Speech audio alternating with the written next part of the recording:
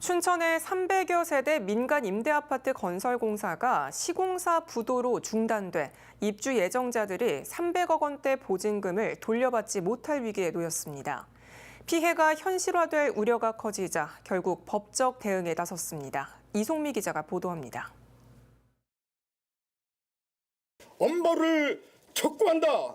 촉구한다! 촉구한다! 촉구한다! 보증금을 잃게 된 춘천의 민간 임대아파트 입주 예정자들이 기자회견을 열었습니다. 문제가 드러난 건 시공사가 부도 처리된 지난해 10월.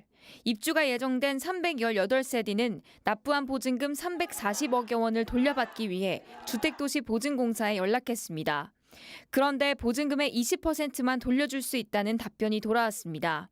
애초에 입주 예정자들이 납부한 계약금과 중도금이 78억 원뿐이라는 겁니다. 허그에 입금된 78억만 보장해 줄 수 있고 미입금된 310억은 임차인의 문제라며 돌아섰습니다. 알고 보니 대출 지정 금융기관이 입주 예정자들이 보증금 용도로 빌린 대출금을 주택도시보증공사가 아닌 시행사 계좌로 보냈고 시행사가 이 보증금을 쓴 것으로 확인됐습니다. 시행사가 임의로 사용한 보증금은 265억 원, 한 세대에 평균 1억 원의 피해를 입게 된 겁니다. 이런 일이 생기는 동안 입주 예정자들은 주택도시보증공사로부터 보증금이 미납됐다는 어떤 공지도 받지 못했다고 호소합니다.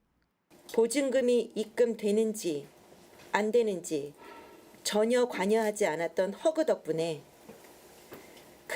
우리들은 모두 오갈 데 없는 빚쟁이가 되었습니다.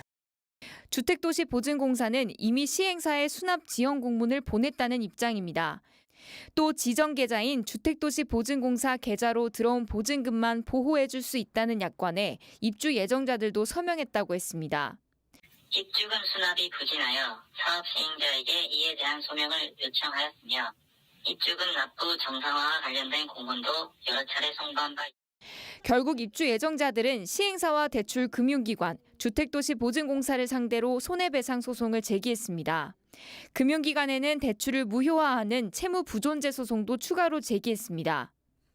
대출을 받아서 냈던 보증금의 이자에다 이제 변호사 비용까지 피해액은 갈수록 커지고 있습니다. MBC 뉴스 이송미입니다.